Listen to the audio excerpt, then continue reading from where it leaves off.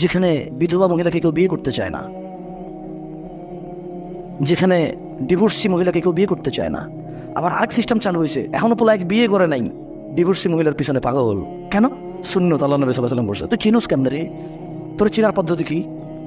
হ্যাঁ, উনি খুবই ভালো, বুঝছেন ভাইয়া? ও আচ্ছা আচ্ছা, কেমনে বুঝলাম ভালো? মানে আমি তো আসলে অবজার্ভ করেছি, বুঝছেন, কথাবার্তা বলেছি, চাল চলন খুবই ধর্মভীরু, সবসময় নামাজের কথা, আল্লাহর কথা বলে, সবসময় এগুলো বলে, রাইট? দেখছেন, মানে ও ধর্মভীরু কিন্তু বেডির সাথে কথা কয়। আরে তোমার যদি বিধবা মহিলার ইচ্ছা করে বিয়ে করতে, ঘটককে বলো, কারা বিয়ের মিডিয়া আছে ওদেরকে বলো, তোমার বাপকে বলো যে আব্বা আমি বিয়ে করবো, তবে আমি একজন ডিভোর্সি মেয়ে বিয়ে করবো। আব্বা আমি বিয়ে করবো, আমি একজন বিধবা মেয়ে বিয়ে করবো।